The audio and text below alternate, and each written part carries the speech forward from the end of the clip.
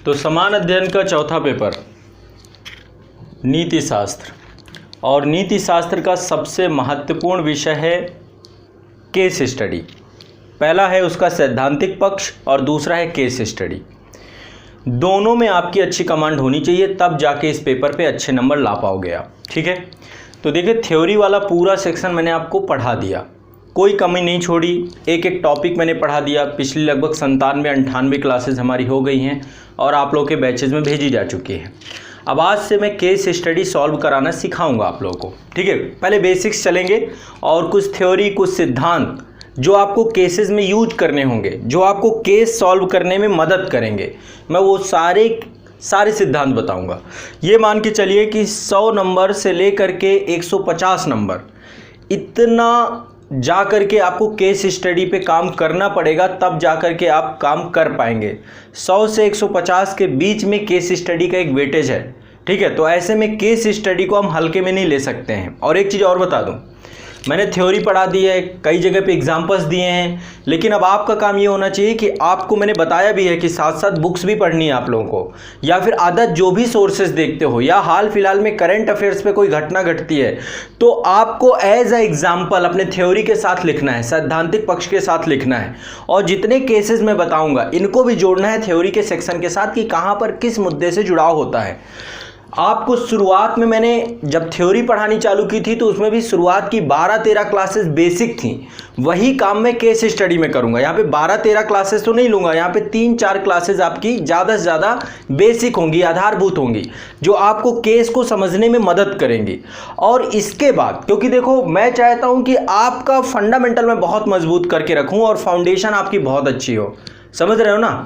जब आपका फाउंडेशन और फंडामेंटल अच्छा रहेगा तो मुझे दिक्कत नहीं होगी, समझ रहे हो। तो केस स्टडी आज से शुरू करेंगे। आज से केस स्टडी पे जो भी चीज़ें होंगी मैं आप लोगों को लगभग बताने का प्रयास करूंगा। मैंने ऑलरेडी इस पे काफ़ी काम कर रखा है, तो जो भी काम मैंने किया है वो काम आप लोगों के लिए मैं यहाँ पर बताऊँगा।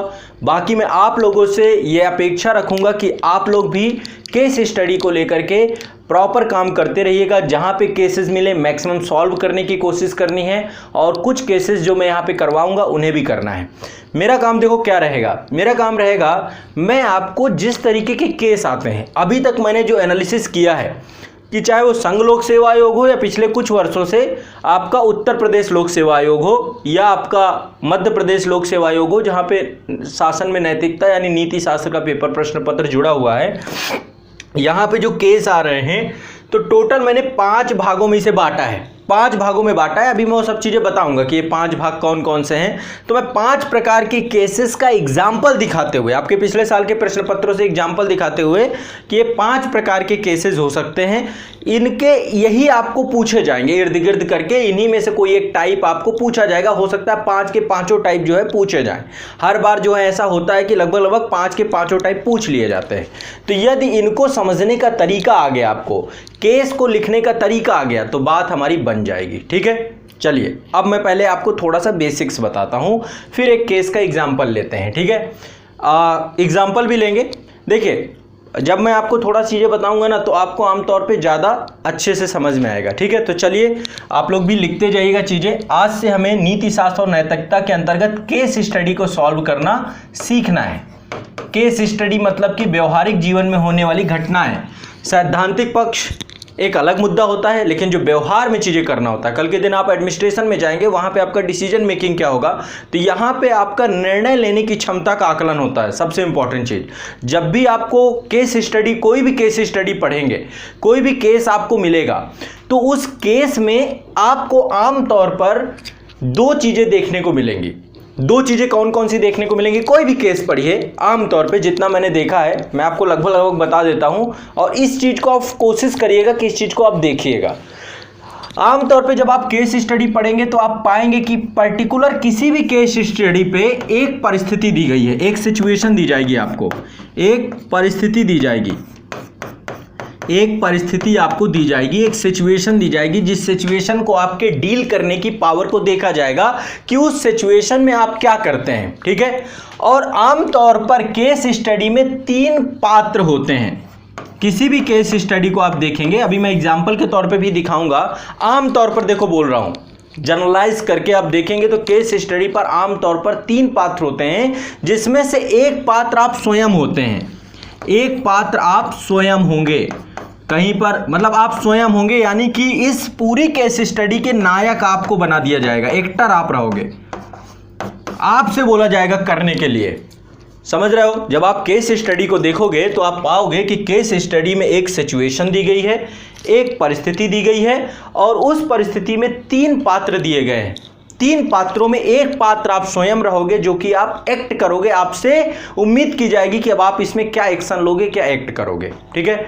उस परिस्थिति में कुछ पीड़ित पक्ष भी होंगे, है ना? तो अब ये तो केस स्टडी में आमतौर पे यही 2 ही चीजें मुझे देखने को मिलती है। एक सिचुएशन में आपको डाल दिया जाएगा कि ये पर्टिकुलर सिचुएशन है और इस सिचुएशन में आप क्या करोगे। ये है केस स्टडी का खेला पूरा का पूरा। बस मुझे तो इतना ही समझ में आया, बाकी तो मैं ज़्यादा चीज़ें फिर धीरे धीरे करके आपको बहुत सारी सिखाऊंगा। समझ में आ रही है? इतनी बात समझ में आ रही है, बहुत ज़्यादा कुछ है नहीं इसमें, है ना? ठीक, ये तो हो गई पहली बात। ये देखेंगे अब जब हम एग्जाम्पल देखेंगे तो एग्जाम्पल पे इस चीज़ को देखिएगा कि एक सिचुएशन मिलेगी और आपको 3 पात्र मिलेंगे, जिसमें एक आप स्वयं होंगे। पहली चीज़ तो ये। दूसरी चीज़, जब भी हम केस लिखेंगे, जब भी हम किसी केस स्टडी को लिखेंगे, कभी भी केस स्टडी को लिखते समय कुछ चीज़ों का पालन करना है।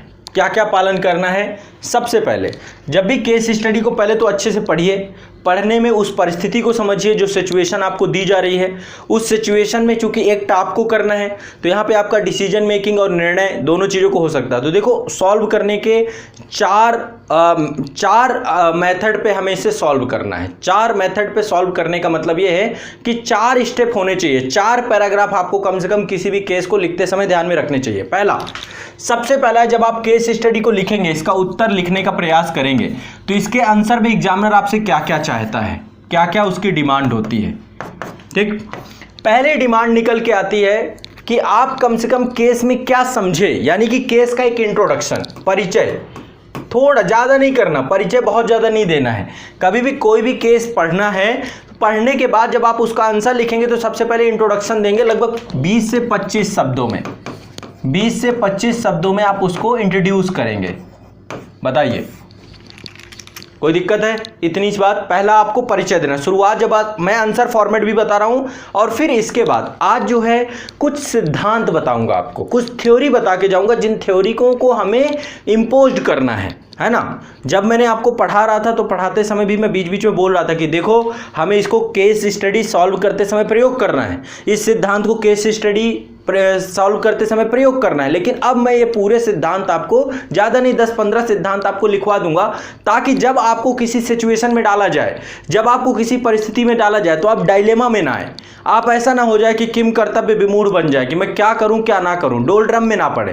ठीक है, मैं कुछ आपको बिल्कुल फैक्ट बता के जाऊंगा, उन सिद्धांतों का पालन भी करना है और उन सिद्धांतों को वहां पर इम्पोज करना है। ठीक है, अब बताऊंगा क्या क्या चीजें हैं। ठीक, तो सबसे पहले केस स्टडी का आंसर लिखते समय हमें परिचय देना है, इंट्रोडक्शन करना है। इसके बाद दूसरा काम क्या करना है, फिर निर्णय लेना है कि अब आप किस पक्ष की तरफ जाएंगे। निर्णय, ठीक है, जो परिस्थिति है उस परिस्थिति में आप यस करेंगे या नो करेंगे, यानी कि आप जो भी डिसीजन लेंगे, तो डिसीजन में 2 चीजें होती हैं। निर्णय, जब से जैसे मैं आपसे कहूं कि अभी क्लास करना है आप लोगों को, आप लोग क्लास कर रहे हो, है ना, मेरे साथ, तो आपका निर्णय ये हो सकता है, जैसे मैं आपसे कल की क्लास का टाइमिंग पूछूं कि कल की क्लास एक काम करते हैं 2 बजे कर देते हैं, 3 बजे कर देते हैं, 4 बजे कर देते हैं। तो जब भी मैं आपसे कुछ पूछा जाएगा तो आप 2 तरीके, दो ही पहलू हैं एक सिक्के के, या तो आप हाँ करोगे या तो ना करोगे। तो जब भी आपको निर्णय लेने की बात आती है, जब आप निर्णय लेने की परिस्थिति में पहुंचते हो, अब जैसे आप लोग कोविड के दौरान घर जाके बैठ चुके हो सभी लोग, तो यदि आपसे बोला जाए कि आप जाना है, वापस लौटना है, फिर से कोचिंग में संस्था पहुंचना है, तो आपका निर्णय यहां पे बहुत इंपॉर्टेंट है। आप सारी चीजों को देखेंगे, आप देख रहे हैं डेल्टा वेरिएंट फिर से बहुत ज्यादा प्रभावी हो रहा है, फिर से उसका नया म्यूटेंट कह रहे हैं कि आ रहा है, फिर से स्थिति फिर से भयावह ना हो जाए, मैं जाऊं वहां पे रूम लूं, ये करूं वो करूं, फिर वापस आना पड़ जाए, तो फिर सही है कि चलो ऑनलाइन ही पढ़ रहा हूं, बहुत अच्छा है, ऑनलाइन में ही घर बैठे पढ़ रहा हूं, कोई रिस्क तो नहीं है, घर में माता पिता भी चिंतित हैं, ये सारी चीजें सब कुछ ठीक है। तो यहाँ पे कम से कम मैं पढ़ रहा हूँ, बहुत ज़्यादा अनिश्चितता हो रही है, एग्जाम मेरे सामने है, सारी चीज़ें, तो आप हर चीज़ को ध्यान में रखते हो। तो जब निर्णय लेने की बात आती है, तो निर्णय लेते समय या तो हम निर्णय को एक्सेप्ट करते हैं, यानी कि स्वीकार करते हैं, स्वीकृति देते हैं, किसी चीज को या तो आप स्वीकृति दे रहे होगे किसी भी परिस्थिति को, या तो आप अस्वीकार कर रहे होगे, या तो आप अस्वीकार कर रहे होगे। क्या कर रहे होगे? अस्वीकार कर रहे होगे। बताओ कोई दिक्कत हो? अब यहां पे एक चीज ध्यान रखिएगा, जब भी किसी चीज को आप स्वीकृति करोगे, एक्सेप्ट करोगे, तो उसके रीजन बताओगे, कारण बताओगे कि किस कारण से आपने किसी चीज को एक्सेप्ट किया। और यदि किसी चीज को मतलब आप यदि अस्वीकार करोगे तो इसका भी कारण होगा आपका। समझ रहे हो ना? दोनों का एक रीजन है, इसका भी कारण है, इसका भी कारण है, तभी तो आप इस डिसीजन में पहुंचे ना, निर्णय में पहुंचे। तो जब आप केस लिखेंगे, पहले परिचय लिखेंगे, दूसरे नंबर पे आपका डिसीजन आ जाएगा कि आप किस पक्ष पे बैठने वाले हैं।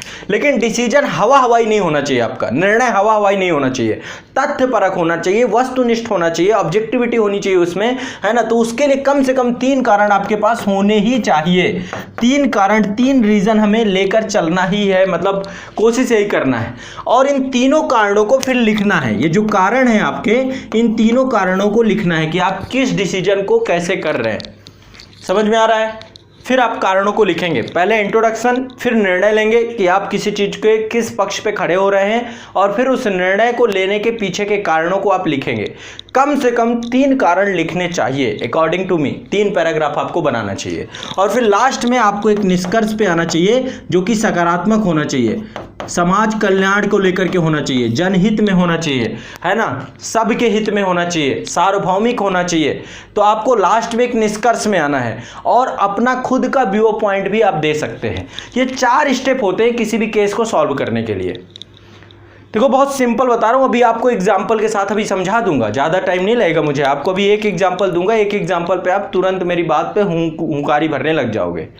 ठीक है, ये बात समझ में आई आप लोगों को? पहले ये चीज़ बताओ, स्पष्ट करो, सभी बच्चों को समझ में आ रही मेरी बात कि आप जब भी केस लिखोगे इन 4 स्टेप का पालन करोगे। ये लिखते जाओ साथ साथ, क्योंकि आपको पता है सब गजनी बैठे हैं मेरे साथ, अभी बताऊंगा थोड़ी देर बाद भूल जाओगे। समझ रहे हो ना मेरी बात को? समझ रहे हो कि नहीं समझ रहे हो? ठीक है, वेरी गुड, बहुत बढ़िया, समझदार तो बहुत हो। तुरंत हुंकारी भरने में बचपन से कहानियाँ सुनने का शौक रहा होगा, तो हर चीज़ में बस हुंकारी, हाँ हाँ हाँ हाँ, बिल्कुल जो कह रहे हैं सब सही है, बाद में गजनी बन जाते हो, भूल जाते हो। ठीक है, कोई बात नहीं। तो ये आपको केस सॉल्व करने के मैं 4 स्टेप दे रहा हूँ। पहले आपको इंट्रोडक्शन के बाद तुरंत निर्णय लेना है, डिसीजन लेना है। फिर इसके बाद उसका कारण बताना है कि क्या रीज़न है, ठीक है, किस कारण से आप इस पक्ष में खड़े हो गए या तो इस पक्ष में खड़े हो गए। आप दोनों पक्षों में नहीं खड़े होते हो, आप एक ही पक्ष लेते हो, ये समझिए। 2 पक्षों में नहीं खड़े होते, एक ही पक्ष लेते हो, और उस पक्ष में खड़े होने का आपका एक रीज़न होता है, पर्टिकुलर रीज़न होता है। तो कम से कम 2 से 3 रीज़न देना ही देना है। यदि आपको अच्छे नंबर चाहिए तो कम से कम 3 रीज़न तैयार रखिएगा, ठीक है। और फिर आपको निष्कर्ष पे आ जाना है। ये आपका केस स्टडी का जो हमारा फॉर्मेट होगा, कुछ इस फॉर्मेट में केस स्टडी को लेकर के चलेंगे। बताइए, समझ में आ रही मेरी बातें को? सभी को समझ में आ रही हैं? ठीक, इस फॉर्मेट में लेकर के चलेंगे। अब देखिए, जो अब केसेस हैं टोटल, ठीक है, केस कई कैटेगरी के केस होते हैं, लगभग 5 कैटेगरी में मैंने केसेस को देखे हैं। 5 कैटेगरी टोटल केसेस को यदि मैं बताऊं तो मैंने टोटल 5 कैटेगरी केस की देखी है। 5 कैटेगरी के केसेस आते हैं, ठीक है। इनको हम ऐसे लिख सकते हैं, टाइप 1, टाइप 2, टाइप 3। मैं सबके एग्जाम्पल के साथ आपको इसको समझाऊंगा भी, और आप खुद ही समझ जाएंगे कि कौन सा केस किस टाइप में खड़ा है। टाइप 4, टाइप 5, ये 5 कैटेगरी के केस होते हैं। बस 5 कैटेगरी में आपको सारे केस निकल के आ जाएंगे। कुछ केस ऐसे होंगे जहां पर ऑप्शन दिए जाएंगे, आपको ऑप्शन दिए जाएंगे, ऑप्शन यानी विकल्प दिया जाएगा। टाइप 1 के जो केसेस होते हैं, यहाँ पे आपके पास विकल्प होता है, मेरिट डिमेरिट इनकी बात होती है ना, गुण दोषों की बात यहाँ पर देखने को मिलेगी आपको। किसी भी चीज़ के गुण दोषों को आपको दिखाया जाएगा, ठीक है। अभी चलेंगे एग्जाम्पल के थ्रू, अभी देखेंगे, ज़्यादा अच्छे समझ में आएगा। पहले प्रकार के केस इस तरीके के होंगे जहाँ पे आपको ऑप्शन दिए जाएंगे, विकल्प दिए जाएंगे, ठीक है। उन विकल्पों के हिसाब से आप उस केस को सॉल्व करने का प्रयास करेंगे। दूसरे प्रकार के केस होंगे जहाँ पर देखा जाएगा कि आप किस तरीके का डिसीजन लेते हैं, निर्णय लेते हैं, यानी आप स्टैंड किसका लेते हैं, है ना, किसके साथ खड़े होते हैं। तो दूसरे प्रकार का केस होता है आपके स्टैंडिंग पावर का, कि आप किधर खड़े होते हैं, आपके निर्णय क्षमता का केस होता है। निर्णय, आपकी निर्णय क्षमता आकी जाएगी, आपकी डिसीजन मेकिंग, डिसीजन पावर आकी जाएगी। दूसरे प्रकार का केस ये होता है। तीसरे प्रकार के केस में नैतिक दुविधा में आपको फंसा दिया जाता है। कई सारे केस ऐसे होंगे जिसमें आपको नैतिक दुविधा यानी इथिकल डायलेमा में आपको फंसा दिया जाएगा। नैतिक इशू होंगे, नैतिक, है ना, तो नैतिक मुद्दों में आपको जोड़ दिया जाएगा, नैतिक मुद्दों आपको दे दिया जाएगा कि बताइए ये किस प्रकार से नैतिकता के पैमानों पर खरा उतरता है। ठीक है, तो आपको नैतिक मुद्दे को सुलझाने के लिए एक केस ये दे दिया जाएगा। ठीक है, इसके बाद चौथे प्रकार का केस जो होता है ये होता है प्रॉब्लम सॉल्विंग। आपको एक समस्या दी जाएगी, उसका आपको समाधान करना होगा, उसका समाधान आपको निकालना होगा। ये होता है समस्या समाधान, समस्या समाधानकारी केस।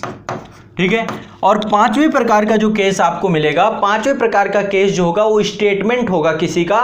कोई भी मतलब कि कोई भी थिंकर है ना, किसी थिंकर का स्टेटमेंट आपको दे दिया जाएगा, है ना। यहाँ पे कथन दिए होते हैं, कथन दिए होंगे, दार्शनिक विचारकों का कथन दिया होगा, और वो कथन आमतौर पे क्या होते हैं, वर्तमान परिप्रेक्ष्य में केस से महत्व रखते हैं, वर्तमान परिप्रेक्ष्य की समस्याओं से महत्व रखते हैं। जैसे महात्मा गांधी का एक कथन था ना कि प्रकृति के पास सभी की आवश्यकताओं को पूरा करने के लिए पर्याप्त संसाधन है, लेकिन व्यक्ति की लालसा के लिए, उसकी ग्रीड के लिए, उसके लालच को भरने के लिए पर्याप्त नहीं है ना। तो ये क्या है, एक स्टेटमेंट है, वर्तमान में भ्रष्टाचार की समस्या है, ऐसे करके कलाम साहब का स्टेटमेंट पूछा जा सकता है, गांधी का स्टेटमेंट पूछा जा सकता है, अब्राहम लिंकन का पूछा जा सकता है, जेरेमी बेंथम का पूछा जा सकता है, जेएस मिल का पूछा जा सकता है। ऐसे स्टेटमेंट आधारित जो है ये 5 प्रकार ही आपको मिलेंगे।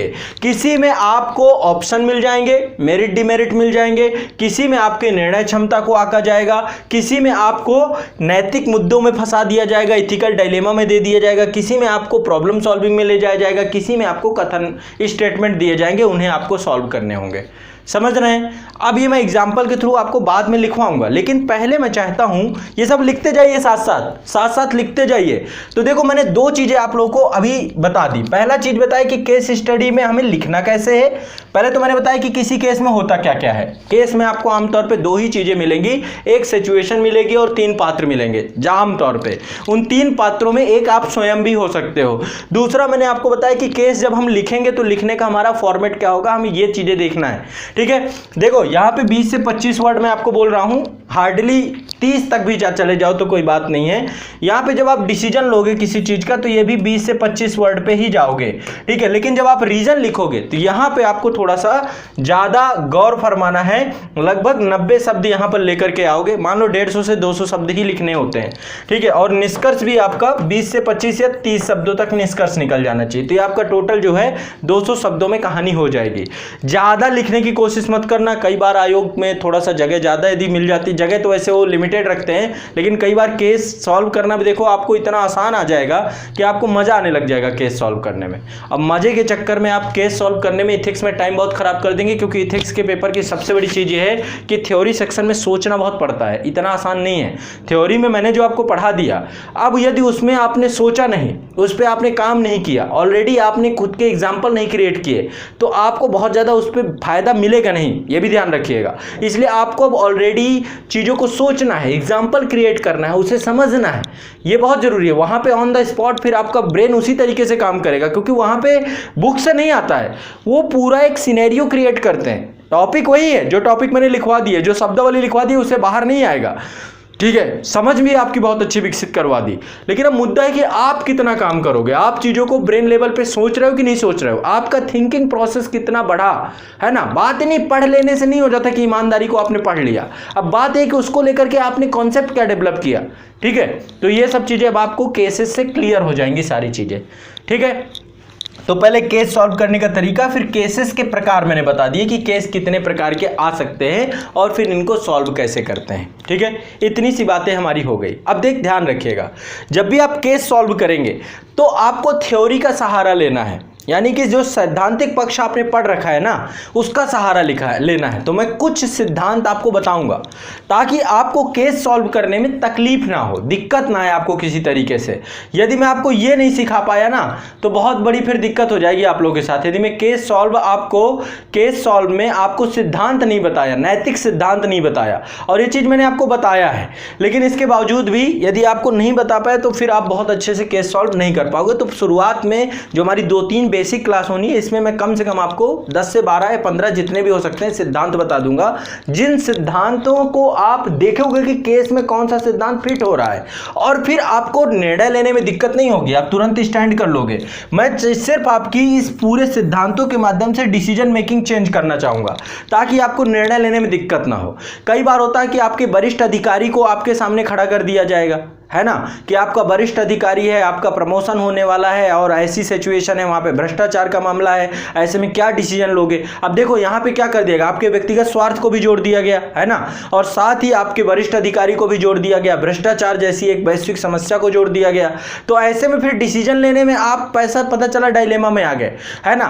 तो ये सारी चीजें, कई बार आपको सोशल प्रॉब्लम जो मेटा इथिक्स है ना, भ्रूण हत्या का मुद्दा हो सकता है आपके सामने, सेरोगेसी का मुद्दा हो सकता है आपके सामने, मृत्युदंड का मुद्दा हो सकता है आपके सामने, कोई ना कोई मुद्दा होगा, एक ना एक कोई ना कोई सिचुएशन होगी, कोई ना कोई आपको परिस्थिति दी जाएगी, उस परिस्थिति को आपको सॉल्व करना होगा, या कोई ना कोई सोशल प्रॉब्लम दी जाएगी। ठीक है, यहां पे एक चीज और लिख लेते हैं, जो आपका केस होगा उसमें एक सिचुएशन होगी या एक सामाजिक समस्या से आपका सरोकार कराया जाएगा, सामाजिक समस्या से भी सरोकार कराया जाएगा, समस्या से सरोकार। अब ये सामाजिक समस्या को सॉल्व करने के आपसे मेथड पूछे जाएंगे कि इस पे आप क्या करोगे। एक सोशल इशू है, इस सोशल इशू को सॉल्व करो, समझ रहे हो, बस। और केस स्टडी में ज्यादा कुछ नहीं है। अब चलो एक एग्जांपल पहले मैं आपको बताऊंगा, और मैं चाहता हूं कि इसमें आप लोगों के कमेंट मुझे चाहिए ही चाहिए, बिना कमेंट के बात नहीं बनेगी।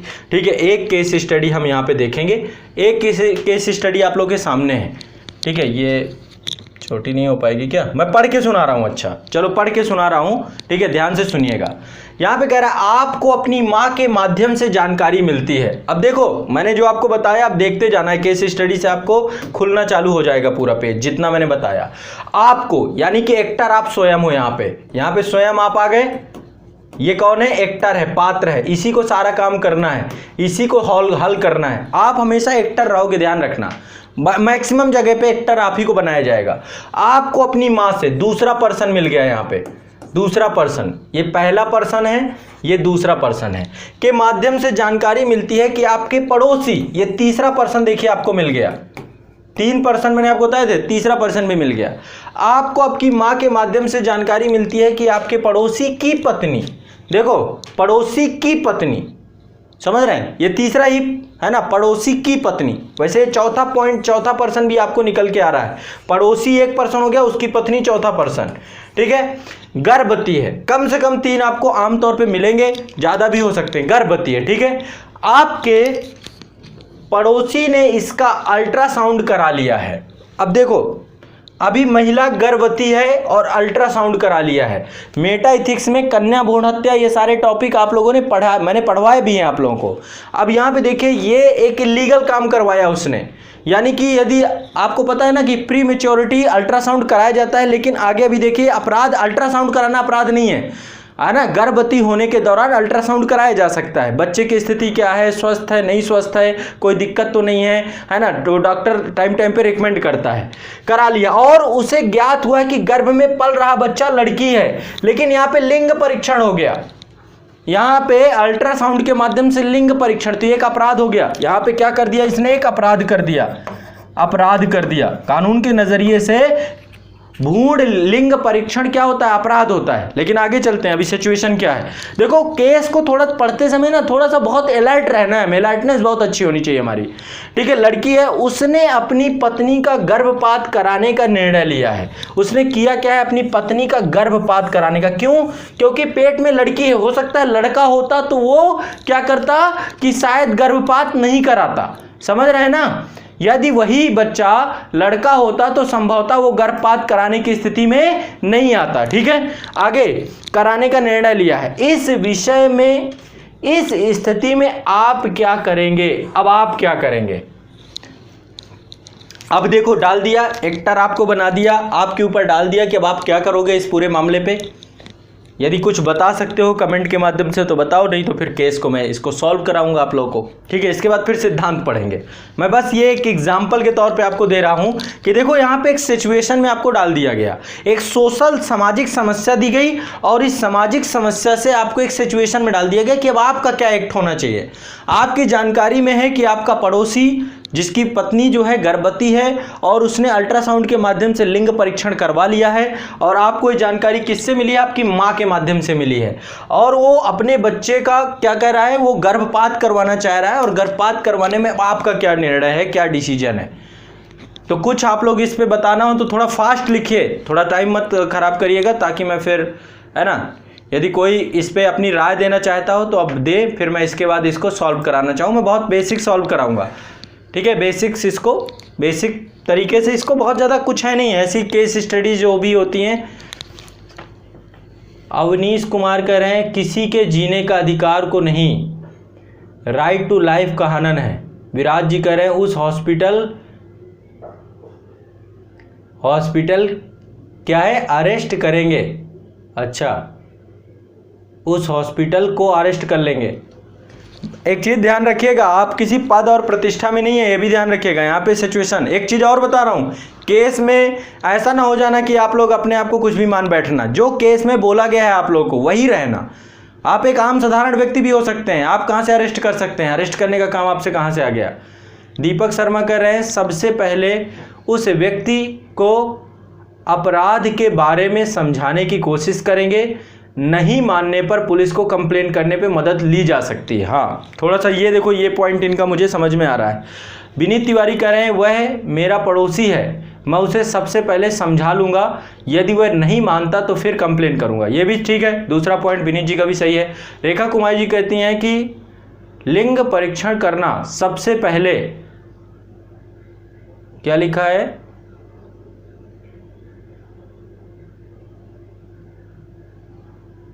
मुझे आपका समझ में नहीं आ रहा क्या लिख रहा है। नागेश यादव कह रहे हैं कि सर्वप्रथम समझाएंगे। प्रिंस कुमार का निर्णय लिया है लेकिन कराया नहीं है, कंफर्म नहीं है। अरे यहाँ पे क्या लिखा है, निर्णय ले लिया है तो वो डिसीजन में पहुंच चुका है गर्भपात कराने के। अब ये मत सोचिए कि यहाँ पे ये लिखा होता। यहाँ पे अब आप क्या चाहते हैं कि जब गर्भपात करा ले तब फिर आप क्या कर पाओगे, ये बताओ। यदि गर्भपात करा के बैठ ही गया है ना, यदि उसने डिसीजन ले लिया है, अभी अपराध किया नहीं है, तो आपका पहले का क्या एक्शन होना चाहिए? अंशिका कीर्ति कह रही है कि उसे समझाएंगे, दूसरे में बताया कि सोशल एक्टिविटी और रूल्स बताएंगे और फिर पुलिस में कंप्लेन करेंगे।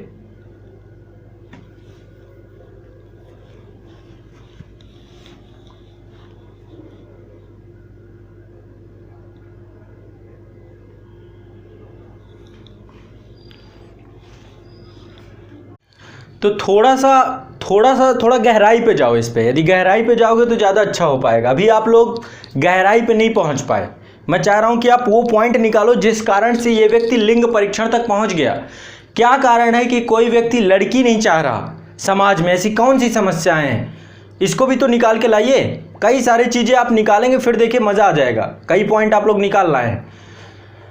गर्भपात होने में कानून, ठीक है, समाज में बढ़ते हुए अपराध कुरीतियों के कारण भी, हाँ, इस कारण से उसने लिंग परीक्षण क्यों करवाया? देखो, जब भी केस स्टडी करोगे तो केस स्टडी का पहले कारण ढूंढोगे कि कोई व्यक्ति उस कार्य को करने के लिए क्यों पहुंचा। अब देखिए, सबसे पहली चीज, अब मैं इसका आंसर फॉर्मेट आपको बता रहा हूं, ध्यान से समझने का मुझे प्रयास करिएगा। कन्या भ्रूण हत्या सामाजिक समस्या है। कारण क्या है इसके पीछे का? दहेज प्रथा। लॉन्ग टर्म कारण क्या है? आप लोगों ने किसी ने दहेज प्रथा का जिक्र नहीं किया। दहेज प्रथा और लड़की को पराया धन समझना, समझिए बात को। मेन इशू क्या है? लड़की पराया धन है, ये मेंटालिटी डेवलप कर दी गई है कि लड़की आपके लिए नहीं रहेगी, वो दूसरे के घर चली जाएगी और उसके लिए जीवन भर जोड़ना पड़ता है। तो जब लड़की को पराया धन समझने की मनोवृत्ति, दो कारणों के कारण से लिंग परीक्षण हुआ है। पहला कारण है दहेज प्रथा और लड़की को पराया धन समझने की मनोवृत्ति। इन दोनों कारणों को आपको जोर देना पड़ेगा, ठीक है। तो पहले तो आपको यह समझना है, ये पॉइंट आपको इंट्रोडक्शन में शुरुआत में लिखना है कि कन्या भ्रूण हत्या तथा एक सामाजिक अपराध है। कन्या भ्रूण हत्या यहां शुरुआत करेंगे, मेटा एथिक्स में टॉपिक मैंने आपको पढ़ाया था, ठीक है। कन्या भ्रूण हत्या एक सामाजिक अपराध है, ठीक है। और इसका मुख्य कारण क्या है? दहेज प्रथा तथा लड़की को पराया धन समझने की मनोवृत्ति। दहेज प्रथा तो आप समझते ही समझते हैं, ये एक मनोवृत्ति नहीं है, वास्तविकता है। कल के दिन आप लोग शादी करोगे तो बेशरम होकर के मांगोगे, है ना। आज के टाइम पे क्या हो गया है, आप लोगों ने देखा था, मैंने पटना मीटअप जब करवाया था तो उसमें संकल्प लिवाया था कि कोई भी दहेज नहीं लेगा। आधे से ज़्यादा उसमें डर रहे थे कि नहीं नहीं नहीं नहीं ये हो जाएगा वो हो जाएगा। सबके दिमाग में पढ़ भी तुम आप लोग इसीलिए रहे हो कि जाएंगे तो क्या होगा कि मैंने इतना पढ़ा है, इतनी मेहनत की है किया है। और जितने ज़्यादा आप ऊंचे पद पे पहुँचोगे उतने ज़्यादा ग्रीडी बन जाओगे, उतने ज़्यादा लालची बन जाओगे। तो जो ये समाज है हमारा, ये जो सोसाइटी है जिसमें ये दुष्प्रवृत्ति है दहेज प्रथा जैसी, इस कारण से आज महिलाएं सुरक्षित नहीं है। महिलाओं को जो लोग नहीं एक्सेप्ट कर रहे, या घर में कन्या लड़की को लेकर के एक मनोवृत्ति ऐसी बन गई है, तो जब तक दहेज प्रथा पर अंकुश नहीं लगाया जाएगा, जब तक लड़की को पराया धन समझने की मानसिकता समाप्त नहीं होती है, तब तक इस समस्या का उचित समाधान नहीं किया जा सकता है। समझ लीजिएगा इस बात को। तो पहली चीज तो ये समझना है, पहले इंट्रोडक्शन में ये पॉइंट डाल देना है। केस का मर्म क्या है, किस कारण से केस का जन्म हुआ, पहले इसको देखना है। कोई इसके पीछे सोशल कारण है, इसके पीछे कोई इकोनॉमिक कारण है, क्या इसके पीछे कोई पॉलिटिकल कारण है। तो ये जो पूरा का पूरा केस निकल के आया एक सामाजिक समस्या का सरोकार रखता है, ठीक है। सामाजिक समस्या क्या है? दहेज प्रथा और लड़की को पराया धन समझने की मानसिकता। तो पहले हमें इस मुद्दे को हाईलाइट कर देना है। शुरुआत में जब भी आंसर राइटिंग करें इस मुद्दे को आप हाईलाइट कर दीजिए। क्लियर है, स्पष्ट है। अब दूसरे पॉइंट, अब बात करते हैं। ये हो गया देखो इंट्रोडक्शन। शुरुआत में इंट्रोडक्शन में यही पॉइंट आपको डालना चाहिए ताकि एग्जामिनर को डायरेक्ट हिट करे। अब दूसरा पॉइंट आपको डालना है, इसमें पैराग्राफ चेंज करके दूसरा पॉइंट डालिए कि जहां तक पड़ोसी के द्वारा कन्या भ्रूण हत्या का प्रश्न है, इस संदर्भ पर हमारा नैतिक दायित्व क्या है, हमारा इथिकल यहाँ पे मोरल सपोर्ट क्या होना चाहिए। सबसे पहला हमारा नैतिक दायित्व यह है कि सबसे पहले उसको समझाने का प्रयास करें। क्या क्या समझाने का प्रयास करें? सबसे पहले हो सकता है उसकी समझ, है ना, समझ का भी फेर हो। कई बार होता है कि समझ लोगों को शिक्षा का अभाव है, एजुकेशन है तो उस तरीके से नहीं है। नहीं, अब बहुत सारे लोग, अब आप लोग पढ़ लिख गए तो आप लोग को महिला सशक्तिकरण समझ में आ रहा है, आपको महिलाओं के अधिकार समझ में आ रहे हैं, आपको पता हो रहा है कि आज वर्तमान में महिलाएं हर क्षेत्र में सबसे ऊपर बैठी हुई हैं। लेकिन जो अशिक्षित है, जो अनपढ़ है, जिसको बस ये पता है कि लड़का हो जाएगा तो यही जो है चाहे भीख मांग के खिलाए लेकिन खिला देगा, है ना, चाहे पंचर साटे चाहे जो करे। लेकिन कहने का लड़की को लेकर के एक मन में एक बैठा हुआ है, एक डर बैठा हुआ है कि लड़की होगी तो उसके बाद जो है उसको लेकर के आजीवन जो है उसको देना ही है ना। तो ये वाली मेंटालिटी तो सबसे पहले समझाने का प्रयास करेंगे और वर्तमान परिप्रेक्ष्य में ये समझाएंगे कि लड़के और लड़की में कोई भेद नहीं है। जितना लड़कों का आप ड्रॉबैक भी समझा सकते हैं कि एक समय लड़का तुम्हें लात मार के निकाल देगा, जब दूसरे घर की लड़की आएगी, बहू आएगी, तो हो सकता है लड़का तुम्हारी सेवा ना करे लेकिन लड़की तुम्हारी सेवा आजीवन करेगी। तो लड़के को यदि बताया जाए, उसे समझाने का आप प्रयास क्या करोगे कि लड़का लड़की में कोई भेद नहीं है। दूसरी चीज ये भी समझाओगे कि यदि लड़की को पढ़ा लिखा दिया जाए और इकोनॉमिक तौर पे एम्पावर्ड कर दिया जाए, उसे आत्मनिर्भर कर दिया जाए, तो दहेज संबंधी समस्या का समाधान नहीं है। मतलब कि दहेज देने की जरूरत फिर नहीं पड़ेगी यदि लड़की को पढ़ा दिया जाए। क्योंकि देखो हमारे समाज में चाहे जितना हो जाए, लोग गिफ्ट के नाम पे, दुनियादारी के नाम पे वो दहेज खींची लेते हैं, चाहे जैसा भी हो। लेकिन यदि लड़की पढ़ लिख जाए, अब आप में से बहुत सारी बच्चियां हैं जो हमारे अभी ऑनलाइन में बहुत सारी बच्चियां हैं ना, यहाँ पे कितनी बच्चियां हैं, थोड़ा सा एक बार थोड़ा सा हो जाए, कितने लोग क्लास में हैं, है ना। अभी आप लोगों का भी समय आने वाला है। घर में दबाव, जब मतलब घर में एक बहुत बड़ी समस्या है, लड़के के लिए कैरियर के लिए खुला बैठा हुआ है, जब तक इसका सिलेक्शन नहीं हो जाएगा, ये नहीं हो जाएगा। लड़कियों को 2 साल माता पिता पढ़ा क्या दिए, फिर उनका दबाव बनने लग जाता है, शादी करो, ये करो, वो करो। हाँ, अंशिका कीर्ति जी हैं, रेखा कुमारी जी हैं, समझ रहे हैं। तो ये चीज़ आप अच्छे से समझ रहे हो कि घर में क्या कंडीशन है। पितृसत्तात्मक जो हमारा समाज है ना, जो सोसाइटी है, ये कौन है?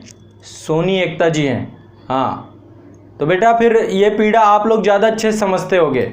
ठीक है, चलो अब मैं यहाँ पे जो आपको समझा रहा था मैं उस पर ही चलता हूँ। तो हम पहले क्या करेंगे, उसे समझाने का प्रयास करेंगे कि लड़का लड़की में कोई भेद नहीं है, इसको पढ़ाओ लिखाओ, पढ़ा लिखा के इसको एम्पावर्ड करो, और एम्पावर्ड हो जाएगी तो फिर दहेज वहेज ये सब है ना, कोई ज़रूरत नहीं है। और मैं आपको भी बता रहा हूँ, चाहे लड़की पढ़ी लिखो चाहे अनपढ़ हो, अपने बाजुओं पे हिम्मत रखिएगा, किसी दूसरे के पराये धन पे आंख मत रखिएगा। समझ लीजिएगा कि दूसरे के पराये धन पे आपकी आंख हो कि नहीं नहीं मुझको गाड़ी चाहिए, मुझे बंगला चाहिए, मुझे ये चाहिए वो चाहिए, इस चीज़ का दिमाग में बैठा के चलिएगा। नहीं कल के दिन आपका भी विवाह होगा, फिर आपकी भी बेटी होगी, और फिर आपसे भी ऐसी, है ना। कुछ लोग तो बिल्कुल लिस्ट बना के रखते हैं, घर में सबकी अपनी लिस्ट होती है, मुझे ये चाहिए मुझे वो चाहिए। ये मत करिएगा। बस मैं सब कुछ आपको बता रहा हूँ, दहेज मत लीजिएगा। अपने जीवन का सबसे बड़ा पुण्य करना है ना आपको, इससे बड़ा पुण्य कुछ हो ही नहीं सकता है। ठीक है, और अपने सास ससुर को बता दीजिएगा जितने लड़के हैं कि देखो आप गिफ्ट के नाम पे उसके नाम पे अभी न दो कुछ, मुझे नहीं चाहिए अभी कुछ भी आपसे। जो देना अपनी बेटी को देना हो तो दे दो, नहीं तो मेरे बाजुओं में मुझे बहुत भरोसा है, मैं सब कुछ कर लूँगा। ठीक है, आप क्योंकि आप खुद सोचिए ना, ये जो विवाह, मुझे तो कोरोना काल पे सबसे अच्छा लगा जो इस समय शादियाँ हो रही हैं ना, बहुत बढ़िया, सुपर डुपर, बहुत कम खर्चे पे एक रात में लाखों, मतलब जीवन भर की संपत्ति माता पिता एक रात में उड़ा देते हैं बेटी की शादी में, एक रात में। दुनिया समाज को खिलाना पिलाना, वही समाज कमियां निकाल के जाता है, क्या खिला दिया क्या पिला दिया। सामने वाला क्या हो जाता है, दिवालिया हो जाता है, कंगाल हो जाता है, अपना जो है सब कुछ सर्वस्व बेच के रख देता है, और उसको जो है क्या कंडीशन क्रिएट कर दी जाती है। ठीक है, तो अब देखिए ये हो गया, ये दूसरा पॉइंट मैंने आपको बताया समझाने का। अब यहाँ पे देखो डिसीजन आपने क्या लिया, आपका डिसीजन पहुंचा है, आप निर्णय लेके पहुंचे हैं कि गर्भपात, इस पे आपको रोकना है उसे। आपका डिसीजन ये नहीं कि उसे जो करना है करने दे। अब दूसरा उसको क्या समझाना है, दूसरा उसे या तो इसने में समझ जाए तो ठीक है, यानी गर्भपात नहीं करने के लिए रेडी हो, लेकिन उसके बावजूद भी आमादा है कि मुझे इसको बस गर्भपात कराना है, बच्चे को गिराना है। तो यदि ऐसी कंडीशन पे आता है तो उसे समझाइए कि भैया जो आपने प्रसव काल पे आपने जो लिंग परीक्षण कराए हैं, ऑलरेडी आपने एक अपराध कर दिया है, और इसकी सूचना यदि मैंने पुलिस को दे दी तो फिर समझ लो तुम हथिया लिए जाओगे, फिर तुम्हारा जीवन भी खराब होगा और तुम्हारा जीवन संकट में आ जाएगा। इसका दुष्परिणाम बहुत बड़ा निकलेगा। पहली चीज़ तो ये, और उसे बताओ कि कन्या भ्रूण हत्या करने पर आपको कितना दंड मिल सकता है, कितना अपराध मिल सकता है। तो कन्या भ्रूण हत्या के दुष्परिणाम बताओ, उसे डरा दो कि जीवन नरक हो जाएगा तुम्हारा, जेल की 4 दीवारी के उसमें रहोगे। तो सबसे पहले क्या करेंगे आप, उसे उस तथ्य से अवगत कराएंगे कि प्रसव से पहले यानी प्रसव पूर्व आपने लिंग परीक्षण कराना कितना बड़ा अपराध है, इसके लिए दंड का क्या प्रावधान है, कन्या भ्रूण हत्या कराने पर आपके साथ क्या क्या हो सकता है, इस चीज से अवगत कराएंगे, और सामाजिक नैतिक बोध विकसित करने का प्रयास करेंगे कि उसी के भांति यदि अन्य लोग भी ऐसा करने लग जाएं, है ना, तो तुम्हारी शादी नहीं हुई होती। आप खुद सोचिए, यदि सब अपनी लड़कियों को खत्म करने लग जाएं तो समाज की क्या हालत होगी। ये भी बताने का प्रयास करेंगे कि नलायक तुम्हारे जैसे सब सोचने लग जाएं तो फिर होगा क्या समाज का, है ना। तो उसको सामाजिक नैतिक बोध ये जरूरी है, सोशल इथिकल जो उसके अंदर एक कॉन्सेप्ट डेवलप करने का प्रयास करेंगे कि समाज के सभी लोग यदि तुम्हारी तरह सोचने लग जाएं तो फिर क्या होगा, सामाजिक दुष्परिणाम हो जाएंगे, लैंगिक लिंगानुपात बहुत ज़्यादा नकारात्मक हो जाएगा। हरियाणा में यही देखा जा रहा था, हरियाणा की स्थिति यही थी। तो सरकार के द्वारा बेटी बचाओ बेटी पढ़ाओ दुनिया भर की जो है स्कीम चालू की गई, सुकन्या समृद्धि योजना चालू की गई, है ना, बच्चियों को लेकर के। तो आज जो है लिंगानुपात में कुछ सकारात्मकता देखने को मिलती है, लेकिन जितने पढ़े लिखे लोग होते हैं निम्पट मूर्ख होते हैं, ये निम्पट मूर्ख होते हैं, इनकी क्षमता नहीं होती। एक बार एक गरीब किसान जो है ना 10 बेटियों को खिला सकता है, लेकिन जो पढ़ा लिखा आदमी है ना वो मर जाता है, उसको पता नहीं उसका रूल। पहले तो 10 बेटियां करना ही क्यों, इतना करना भी नहीं है, एक बहुत है, एक नहीं तो मैं कहता हूँ 2, बस 2 के बाद तीसरे चाहे 2 बेटियां हो जाएं चाहे 2 बेटे हो जाएं, चाहे जो हो जाए, मतलब दिमाग से हटा देना है बेटा बेटी, ये जो दुनिया भर की गंदगी है। ठीक है, जितना आपको बेटियां कर देंगी बेटे तो नहीं करेंगे। एग्जाम्पल ना हो तो अपने नाना को देखिएगा, जो आपके नाना हो आपके बाबा हो तो बाबा को देखेगा कि आपके पिताजी कितना कर रहे हैं, और नाना को देखेगा कि आपकी माताजी कितनी कर रही हैं। ठीक है, आपको घर में ही एग्जाम्पल आप देख लीजिएगा, आपको पता चल जाएगा। ठीक है, मेरे नाना जी के एक भी बेटा नहीं था, 4 बेटियां थी, चारों बेटियों की उन्होंने शादी की और चारों बेटियां धूमधाम से उनकी खूब बढ़िया सेवा हुई नाना जी की, जीवन भर बिल्कुल उनका सफल हो गया। अब मुझे पता है मेरे बाबा के साथ क्या हुआ, पहले वो इसीलिए वो समय से पहले ही निकल लिए, और मेरी दादी जी के साथ क्या हुआ मुझे पता है, वो 4 बहुएं फिर नहीं खिला पाती हैं, ठीक है। तो इसलिए ये चीज़ भी आपको उसे समझाना पड़ेगा और बताना पड़ेगा कि समाज में सब यदि तुम्हारी तरह करेंगे तो क्या होगा, समझ रहे हैं। तो कन्या भ्रूण हत्या बढ़ेगी, समाज में दुष्परिणाम विकसित हो जाएंगे, लैंगिक अनुपात बढ़ जाएगा, और इन तथ्यों से आप अवगत कराएंगे। और आपराधिक कृत्य करने पर, यदि आपराधिक कृत्य करने का वो प्रयास करता है तो निसंदेह उसकी लिखित FIR, लिखित शिकायत आप कहाँ करेंगे, पुलिस में दर्ज करवाएंगे। ये चीज़ भी आप अपने आंसर में डालेंगे कि यदि इतना समझाने के बाद भी वह किसी भी तरीके का आपराधिक कृत्य करता है तो मैं स्वयं क्या करूंगा, उसकी लिखित FIR कराऊंगा। सिर्फ ज्ञानबाजी से काम नहीं चलेगा, इतना आप लिख देंगे तो आपका केस सॉल्व। आपने अपना क्या कर दिया, इस स्थिति में आप क्या करेंगे, आपने सभी चीज़ें बता दी कि आप उसको किन किन स्तरों तक समझाने का भी प्रयास कर रहे हैं, और अंत में आप एक्शन मोड पे भी चले जा रहे हैं। समझ में आ रहा है, ये केस समझ में आया, कैसे सॉल्व कर दिया इस केस को। सबसे पहले आपको केस उत्पन्न होने का कारण, यही इंट्रोडक्शन में लिखना है कि इस केस का कारण क्या, इसके पीछे का रीज़न क्या है, ये क्लियर हो जाना चाहिए। और इसके बाद आपको विकल्प ढूंढने चालू कर देना है, वो ऑप्शन ढूंढने चालू कर देना है, ठीक है। तो आपको मैंने बताया कि जो भी केस होगा उसमें कोई सामाजिक समस्या का सरोकार होगा, आपके डिपार्टमेंट से आपको अधिकारी बना दिया जाएगा कुछ देर के लिए कि आप जो SDM पद पर बैठे हुए हैं, आप DM पद पर बैठे हुए हैं, डिसीजन लेने के लिए बोला जाएगा। जो 5 प्रकार के केस आपको बताए उन्हीं में से है, ठीक है, समझ रहे हैं। अब ये वाला जो केस था ये टाइप 1 केस था आपका, ये टाइप 1 में मेरिट डिमेरिट्स में आता है, टाइप 1 केस में आता है ये वाला, आपको टाइप 1 केस है। टाइप 1 केस में गुण दोष है ना, एक प्रॉब्लम है, एक सामाजिक समस्या, उसके गुण दोष से जुड़ा हुआ केस है, ठीक है। तो ये बहुत आसानी से आप सॉल्व कर सकते हैं, इस तरीके के कोई भी केस आते हैं। धीरे धीरे मैं बहुत ज़्यादा मतलब कि बहुत हार्ड लेकर नहीं चलूँगा, धीरे धीरे आपको लेके चलूँगा। अब बात करते हैं कुछ सिद्धांतों की, कुछ नैतिक सिद्धांत लिख लीजिए जो केस स्टडी में आपको प्रयोग किए जाने हैं, केस स्टडी में जिनका आप उपयोग करेंगे, ठीक है। अब कुछ नैतिक सिद्धांत लिखने शुरू करिए आप लोग, हेडिंग डाल लीजिए नैतिक सिद्धांत। नैतिक सिद्धांत, कुछ नैतिक सिद्धांत लिख लीजिए जिनका केस स्टडी पे प्रयोग करेंगे हम, ठीक है। वहीं पे नीचे ब्रैकेट में लिख लीजिएगा केस स्टडी में प्रयोग, इथिकल प्रिंसिपल, केस स्टडी में प्रयोग,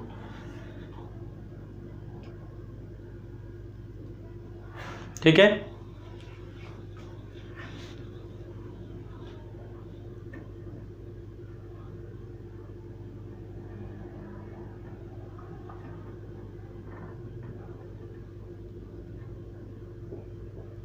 ठीक है, चलिए स्टार्ट करें, शुरू करें। पहला सिद्धांत बताऊं, पहला सिद्धांत है आपका धोखा या कपट का सिद्धांत। धोखा या कपट, जब भी आप केस में देखेंगे तो ये आएगा आपका धोखा या कपट। कई जगह पे देखेंगे आपके वरिष्ठ अधिकारी या तो धोखा दे रहे होंगे या तो कपट कर रहे होंगे। यहाँ पे मैं ये भी आपको बताऊंगा कि आपको किसके साथ खड़ा होना है, ठीक है। धोखा, और इसको बोलते हैं डिसेप्शन, है ना, डिसेप्शन, इसको पहले समझने का प्रयास करना है।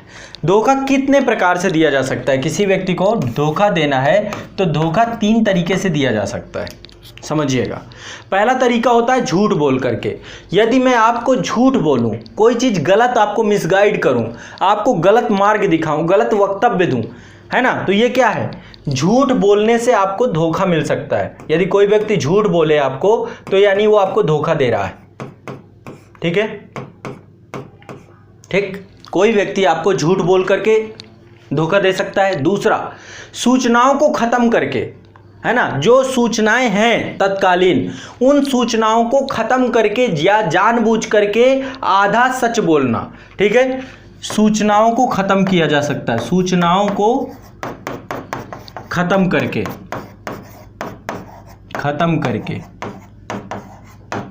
या फिर आधा जानबूझकर आधा सच बोलना। आप लोग ये सब करते हो, अर्ध सत्य बोलना, तो आप किसी को धोखा दे सकते हो या आपको कोई इस तरीके से धोखा दे सकता है। और तीसरा तरीका क्या है, सच जानते हुए कुछ बोल पाने की असफलता। कई बार होता है कि आपको सच पता होता है लेकिन आप कुछ बोलते नहीं हो उस कंडीशन पे, तो आप धोखा दे रहे हो, आप भी धोखा दे रहे हो। सच जानते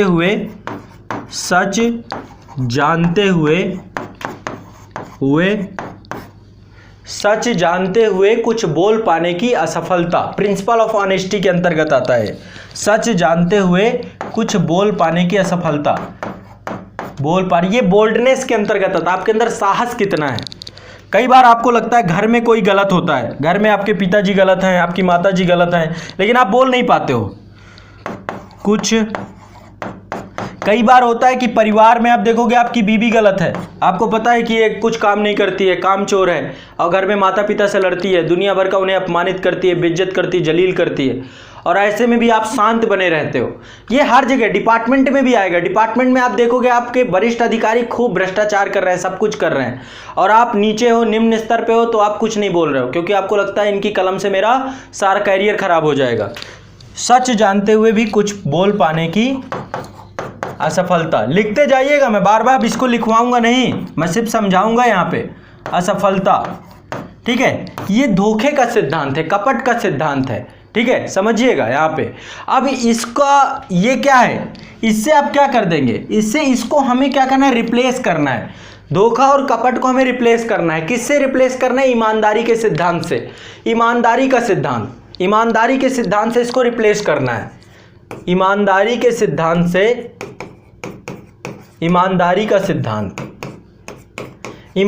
सिद्धांत क्या है,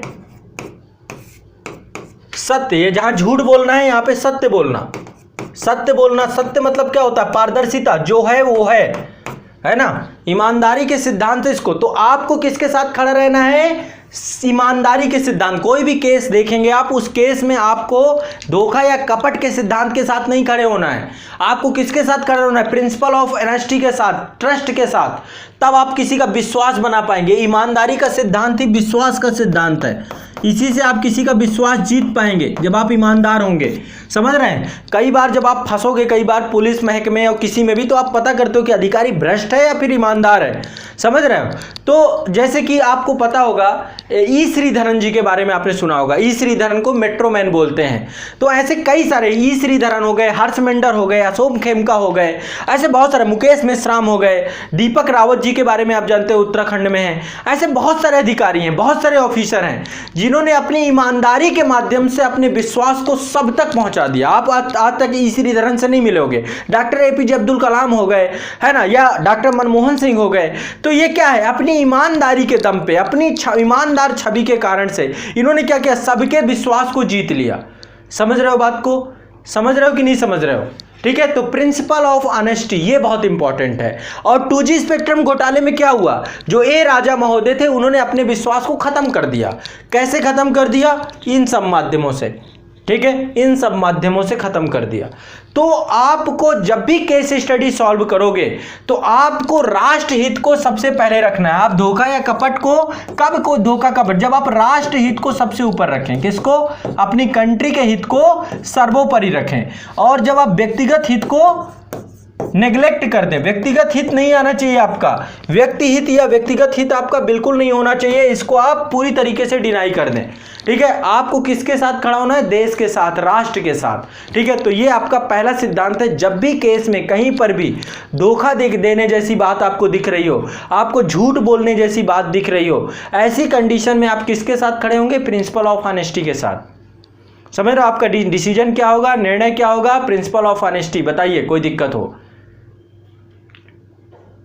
समझिए। ये चीज समझ में आई, ये वाला सिद्धांत समझ में आया आपको। आपको कहीं पर भी धोखा या कपट नहीं करना है, आपके अंदर बोल्डनेस होनी चाहिए। आपको प्रिंसिपल्स ऑफ ऑनेस्टी का सिद्धांत, ये इस सिद्धांत पे काम करना है।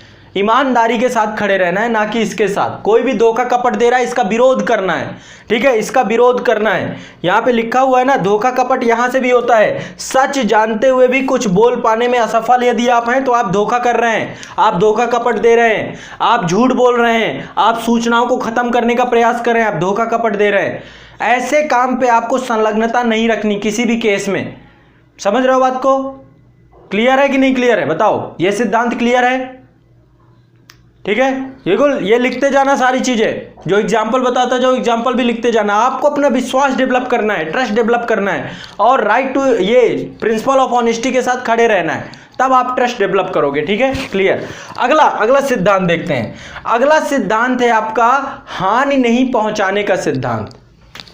हानि, आपका काम यह है कि आप किसी को हानि नहीं पहुंचाएंगे। हानि नहीं पहुंचाने का सिद्धांत, पहुंचाने का सिद्धांत। पहले सिद्धांत में हमें किसी को धोखा नहीं देना और दूसरे सिद्धांत में किसी को हानि नहीं पहुंचानी। पहुंचाने का सिद्धांत, आपके माध्यम से किसी को हानि नहीं पहुंचनी चाहिए। देखो हानि कई तरीके से पहुंचती है। हानि सबसे पहला तरीका होता है कि हानि कई बार क्या होता है कि हम दुर्घटनावश, मतलब चाहते नहीं है लेकिन कई बार दुर्घटनावश किसी को हानि पहुंच जाती है। दुर्घटनावश, आपका इंटेंशन नहीं था, ठीक है, तो कई बार दुर्घटना बस आप हानि पहुंचा देते हो किसी को। ठीक है, या लापरवाही, बस लापरवाही से भी आप किसी को हानि पहुंचा देते हो। आपकी एक लापरवाही से किसी को नुकसान और बहुत बड़ा नुकसान पहुंचा सकती है, समझ रहे हो। इसके अलावा कई बार होता है आपका इंटेंशन ही होता है किसी को हानि पहुंचाने का, है ना, किसी को हानि पहुंचाने का आपका इंटेंशन ही होता है। आप ऐसा काम करते हो जिससे हानि पहुंचे किसी को, तो ऐसा कार्य करना जिससे किसी को हानि पहुंचे, किसी को हानि पहुंचे यानी जानबूझकर। ठीक है, तो 3 तरीके से आप किसी को हानि पहुंचा सकते हो। दुर्घटनावश, लापरवाही के कारण, आपकी लापरवाही कई बार होती है ना, दुर्घटना और लापरवाही में बहुत अंतर है। ठीक है, यहाँ पे क्योंकि आपके कारण हुआ ये, और एक होता है जानबूझकर आप पहुंचाना ही चाहते हो। अब आपके अंदर क्या होना चाहिए, जैसे कि लापरवाही की बात करें, शादी है, शादी में आप देखते हो शादियों में गोली चलाई जाती है, वो ले जाते हैं ना बंदूक, बहुत सारे राइफलबाज होते हैं, तो वो क्या करते हैं, कई बार राइफलबाज गोलियां चलाते हैं। मान लो आपने गोली, आपके पास बंदूक है, अब आप खुशी में, बिल्कुल आपका दोस्त जो है आज मेरे यार की शादी है, उसमें डम डम डम करके नाच रहे हो और नाचते नाचते हाथ में बंदूक है, आप भी गैंग्स ऑफ वासेपुर की तरह, है ना, या फिर वो मिर्जापुर के मुन्ना भैया है ना, मुन्ना भैया बन गए। अब आपने गोलियां चलानी चालू की, पता चला गोली किसी पेड़ से टकरा करके, पता चला किसी पेड़ की डार टूट गई या कहीं से टकरा कर किसी आदमी को लग गई, पता चला धोखे से आपका जो यार की शादी में नाच रहे हो यार ही निपट गया। तो इससे क्या होगा, शादियों में चलाई जाने वाली गोलियों के लापरवाही के कारण से व्यक्तियों की मौत हो जाती है। तो ये एक लापरवाही, आप चाहते नहीं थे, दुर्घटना नहीं है, ये आपकी लापरवाही है, क्योंकि आपको पता है कि यदि आप गोली चलाएंगे तो इससे दुर्घटना हो सकती है। पता चला आपने गोली चलाया, कोई वहाँ से अपना जो है, जब बारात निकलती है तो लोग जो है अपने बालकनी से देख रहे होते हैं बारात को, बालकनी वाला निपट गया। तो ये क्या है, आपकी लापरवाही से किसी को हानि पहुँच गई, किसी का पूरा परिवार खत्म हो गया, समझ रहे हैं। तो ये क्या है, आपको ये ध्यान रखना है। और एक चीज़ और ध्यान रखिएगा, जब आप हानि 2 तरीके से पहुंचाते हैं, एक तो फिजिकली हानि पहुंचाते हैं, है ना, शारीरिक क्षति पहुंचा सकते हैं, शारीरिक क्षति पहुंचा सकते हैं। ठीक है, दूसरा आप मानसिक क्षति पहुंचा सकते हैं, किसी को मानसिक तौर पे भी प्रताड़ित कर सकते हैं, ये दोनों हानि के अंतर्गत आता है। तो आपको किधर पहुंचना चाहिए, प्रत्यक्ष अथवा परोक्ष रूपों से दूसरों को हानि पहुंचाने से रोकना चाहिए, आपको यहाँ पे खड़ा होना चाहिए। आप हानि नहीं पहुंचाने के सिद्धांत का प्रयोग करेंगे केस स्टडी में, किसी को हानि नहीं पहुंचे, समझ रहे हैं, किसी भी तरीके से किसी को हानि नहीं पहुंचे, चाहे वो जनता हो, चाहे कोई कर्मचारी हो, चाहे कोई अधिकारी हो, कोई भी व्यक्ति हो, उसको हानि नहीं पहुंचनी चाहिए कैसे भी करके। क्लियर है, ये दूसरा सिद्धांत है। हमें केस स्टडी में जहां पर भी लगेगा कि किसी को किसी कारण से भी हानि पहुंच रही है, वहां पे उसे बचाने का प्रयास करना होगा। बताइए, ये भी समझ में आया दूसरा सिद्धांत? बताइए, समझ में आया कि नहीं आया?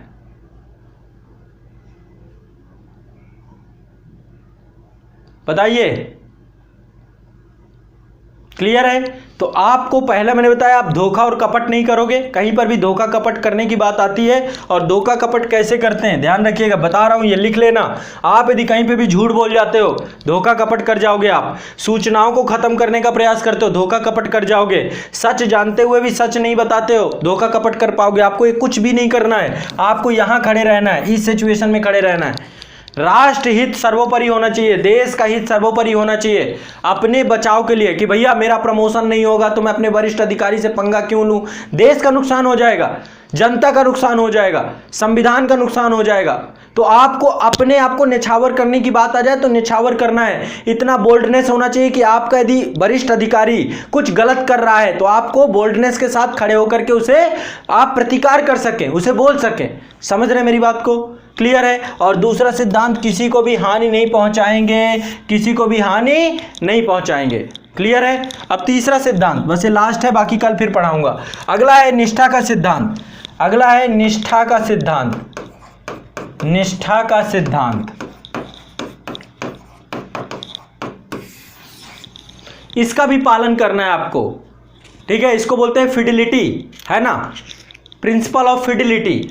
तो आप किसी के साथ निष्ठा, आपकी निष्ठा कब बन जाती है किसी के साथ? जब आप अपनी वचनबद्धताओं को पूरा करते हैं। किसी को कमिटमेंट कर दिया, उसे पूरा नहीं करोगे तो आपको वचनबद्धता, आपकी वचनबद्धता को पूरा करते हैं आप, है ना। जैसे आपने किसी के साथ कोई समझौता किया, आपने किसी के साथ कोई समझौता किया, ठीक है, आपने किसी के साथ विवाद किया,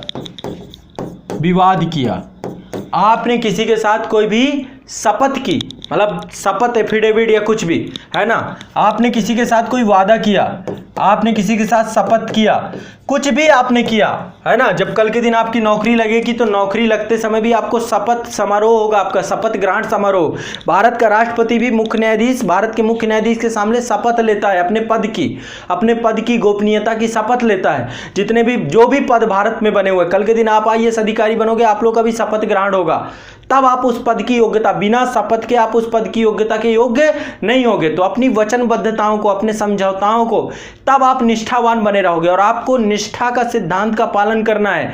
जो भी अनुबंधित काम होंगे विश्वसनीय तरीके से आपको करना चाहिए। आप जिस संबंध में हैं उसकी जिम्मेदारियों को पूरा करना चाहिए, तब आप निष्ठावान व्यक्ति बन जाएंगे। क्या बन जाएंगे? अपनी वचनबद्धताओं को पूरा करने वाला, विश्वसनीय तरीके से काम करने वाला, जो जिम्मेदारियां आपको दी गई हैं उन जिम्मेदारियों को पूरा करने वाला। तो आप पे भरोसा होने लग जाएगा। क्या होने लग जाएगा? भरोसा होने लग जाएगा। ठीक है ना। जो ऑफिसर्स होते हैं, जितने भी अधिकारी होते हैं, अधिकारियों को या प्रत्येक व्यक्ति को अपने उपलब्ध संसाधनों के आधार पर वचनबद्ध होना चाहिए और उन्हें पूरा करना चाहिए। जो उपलब्ध संसाधन है, ऐसे कमिटमेंट मत कर दीजिए तभी आप कभी अधिकारी के पास जाएंगे तो 90% आपको पहले ना ही बोलता है, क्योंकि रिसोर्सेज बहुत कम है। तो जो उपलब्ध संसाधन है उसके आधार पर ही आपको वचनबद्धता करनी चाहिए। ठीक है, तो उस वचनबद्धता को पूरा करना चाहिए। अब आप लोग हो, बड़े बड़े वादे कर देते हो, बड़े बड़े कमिटमेंट कर देते हो, और बाद में क्या होता है कि बैठ जाते हो, कमिटमेंट सर में हाथ रख के बैठ जाते हो। पिताजी को कुछ लोगों ने सपना दिखा रखा होगा कि अगले साल ही गाड़ी लेकर के आ रहा हूं, टेंशन मत लीजिए, नीली बत्ती लेकर के आऊंगा, है ना, ये कर दूंगा, वो कर दूंगा। ज्यादा नहीं, बड़े सपने मत दिखाओ। अभी आपके जेब में 10 रुपए है नहीं, आप हवा महल बना दिए। ठीक है, तो ये भी ध्यान रखना है। ऐसे ही जब आप प्रशासन में जाएंगे तो वहां पर भी आपको रिसोर्सेज देखना है, उन रिसोर्सेज के आधार पर ही काम करना है आपको। ठीक है, नेता नहीं बन जाना। नेताओं को देखते ना, मैं ये कर दूंगा, मैं वो कर दूंगा, मैं चंद्रमा में पहुंचा दूंगा, मंगल ग्रह में आवास बना दूंगा, ये कर दूंगा, बाद में कुछ नहीं होता है ना। जमीन के नीचे की भी धरातली जमीन नहीं बनती है, बचती है। ठीक है, तो ये सब नहीं होना चाहिए। तो निष्ठा का सिद्धांत बहुत इंपॉर्टेंट है। ठीक है, अपने प्राधिकारों का सही प्रयोग करना। जिस कार्यस्थल पे आप हैं वहां पर कार्यस्थल का व्यवहार, अपने प्राधिकारियों का सम्मान, जो भी आपके निर्णय प्रक्रिया है उस निर्णय प्रक्रिया का, और जो आपके कर्तव्य हैं उन कर्तव्यों का पालन करना, यानी आपकी भूमिका कर्तव्य, आपकी कर्तव्य भूमिका बहुत अच्छी होनी चाहिए। कर्तव्य भूमिका बहुत अच्छी होनी चाहिए। जिस रोल के लिए आपको चुना गया है उस रोल पे आपको खड़ा होना चाहिए। ठीक है, तो आपका कर्तव्य भूमिका बहुत अच्छी होनी चाहिए। क्या होनी चाहिए? कर्तव्य भूमिका आपकी बहुत होनी चाहिए। और किसी को भी अवैधानिक और विक्रय कार्यों को पूर्ण करने की जिम्मेदारी नहीं देनी चाहिए आपको। किसी को भी गैर कानूनी काम करने की जिम्मेदारी नहीं देनी चाहिए, यह भी ध्यान रखिएगा। कोई भी यदि गैर कानूनी कार्य कर रहा है उसे करने से रोकना चाहिए आपको। गैर कानूनी को प्रोत्साहन नहीं देना चाहिए, बढ़ावा नहीं देना चाहिए आपको। ठीक है, तो अपने प्राधिकारों का सही उपयोग करना है आपको। समझ रहे हैं मेरी बात को? समझ रहे हैं? निष्ठा किससे बढ़ेगी आपकी? निष्ठा बढ़ने का सबसे इंपॉर्टेंट चीज़ है जो आपने कमिटमेंट कर रखे हैं, जो आपने वचनबद्धताएं कर रखी हैं, आपने जो समझौते कर रखे हैं, आपने जो वादे कर रखे हैं, शपथ, आपने जो कुछ भी, इसको पूर्ण करना, इसको पूरी तरीके से निभाना, ठीक है। और अनुबंधित कार्यों से विश्वसनीय तरीके से काम करना चाहिए। आप जिस संबंध में जिम्मेदारी आपने रखी है उन जिम्मेदारियों को पूरा करना चाहिए। सत्य को महत्वपूर्ण आधार बनाना चाहिए आपको, जो सही है उसी के साथ खड़े रहना चाहिए। सत्य के साथ या सही के साथ खड़े होने का साहस होना चाहिए आपके अंदर। सही के साथ खड़े होने का साहस, खड़े होने का साहस। तो जब भी आप देखेंगे केस में आपसे पूछा जाएगा, डिसीजन लेने में मदद करेंगे ये सारी चीज़ें, डिसीजन लेने में मदद करेंगे। आपको सिचुएशन दी जाएगी और वहाँ पे सिचुएशन देखिएगा कि आप क्या निष्ठा के साथ खड़े हैं या फिर अनिष्ठा के साथ खड़े हो जाएंगे। क्लियर है? केस में इसका प्रयोग करना पड़ेगा आपको, ठीक है। तो आज के लिए इतना ही रखेंगे, कल फिर आपको आगे के सिद्धांत सारे पहले समझा दूंगा और सिद्धांत के बाद केसेस की प्रैक्टिस करना हम चालू कर देंगे। अब मुझे एक बार फीडबैक दीजिए कि आज की केस स्टडी के क्लास में कुछ समझ में आया? आप लोगों को समझ में आया कि केसेस को कैसे हमें डील करना है, कैसे हैंडल करना है? बताइए, क्लियर हुआ सभी को? टेंशन ना लो, केस स्टडी बहुत आसान कर दूंगा, इतनी इजी चीज़ है और 120 नंबर आसानी से आप इसमें 100 नंबर कर पाओगे यदि आपने